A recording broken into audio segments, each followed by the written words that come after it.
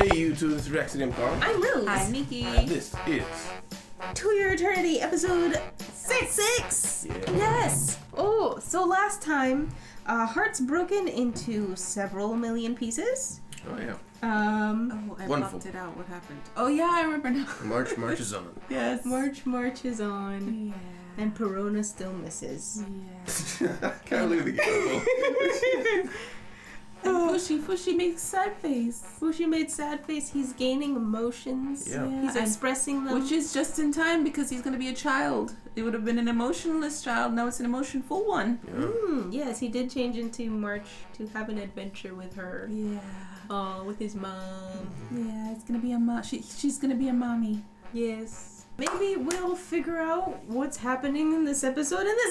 Guys, remember to hit the like button. Remember to hit the subscribe button. Also, check out our Patreon down below to see these episodes a whole week early, as well as the uncut version of these episodes. Also, remember to vote on our Patreon for the next show that's going to be replacing Code Geass's slot. I said Geass You again. did! To replace Code Geass, so that Pinned comment. Pin comment. Let's go! Vote in the pinned comments. Water.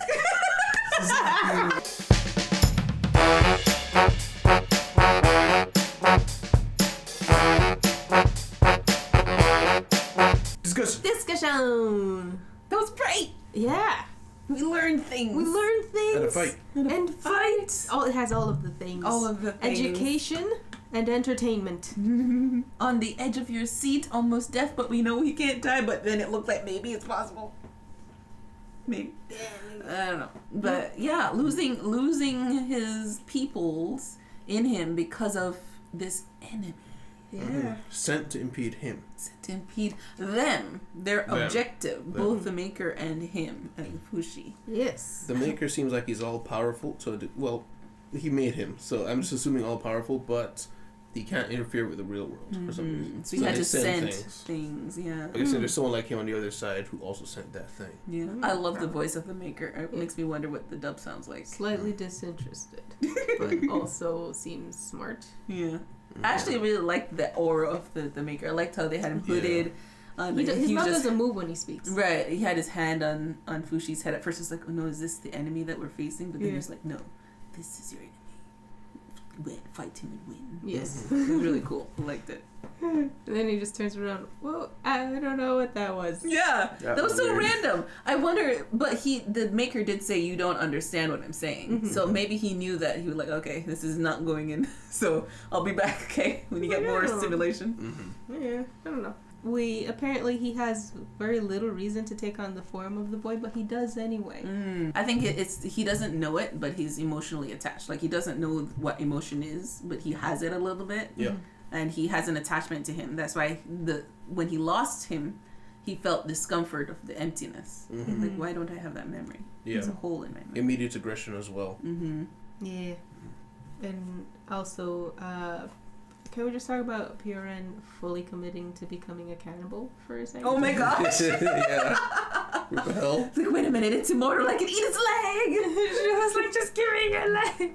It'll grow back. She was like, you know what? Not even gonna cook it. No. Eat it raw. Thigh meat.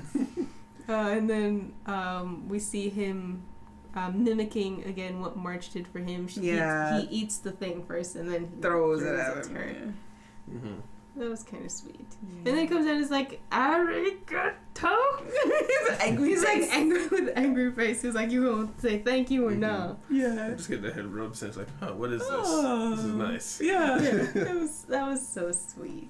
And now he can kind of talk. Well, he can even tell his story to an extent. Yeah. He can tell pretty much all he knows. Like, I don't know who he is, but I turned into him, and now the end. This is like the end. The end. Learned a lot, and it was necessary. I was wondering how they're going to do it, but I liked the I message. liked it We need because him to start speaking. yeah. Remember we were talking about like who would he change into next? Like, it would be a more mature person. And straight to an old lady who has a lot more years and a lot more patience to like, okay, you look like you're interested in learning writing, and she can actually teach him, teaching him words and how to speak and everything. So it was perfect and a nice little jump. Like it didn't feel weird or anything. It was like, yeah, he can totally talk now. Yeah, it's been a while, a couple months maybe. Yeah, 2 days. 2 days. 2 days. We only saw them sleep twice. But yeah, they made it to a village. Something. Yeah, How did she get here? How did Piorin get here? Well, they found a map, and she took down the map. Remember? No, but like she said, she used to live across the sea. So how did she get here? Oh yeah. Then Nomi people. I think they've kidnapped her. Yeah. Oh. Because when she's sailing back and she sees a thing, she says, Yanomi here fight all the time with the Takunaha.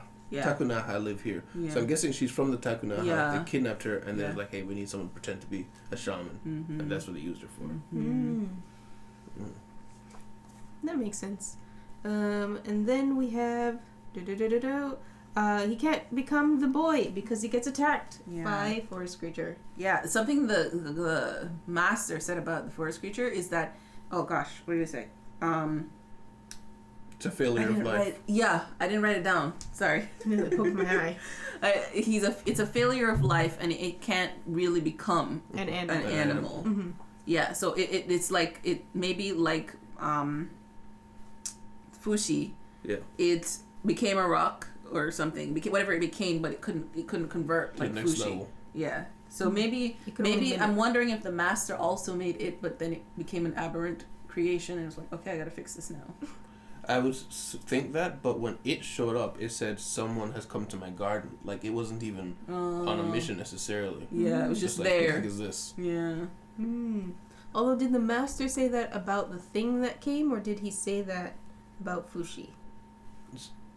What are you talking about? Because it was the master's voice that said someone has come to my garden. No, it was the stick thing. It sounded like him, but it wasn't. Are you sure about that? I don't think so. Are you sure about that? No, I'm not sure about that. No, I'm sure. I'm sure it wasn't the master. I'm sure it is, though. No, this is why I don't. I'll tell you why I don't think, and then you can tell me why you think. I think it's not because the branch came through the ground and formed a thing, and then said that, and then impaled Fushi, right? And then all things happen. Can't turn into a boy, becomes wolf about to attack. Freeze time, then master appears. He actually comes out of the ground, like the ground was blah, blah, blah, and he comes out and then puts his hand on his head and starts talking to him, and then he says that's the enemy. How can he also be the enemy unless it's all a ploy? Or the entire earth is his garden, and seeing that something coming that close to Fushi is like it's an invasion of his personal space or something like that.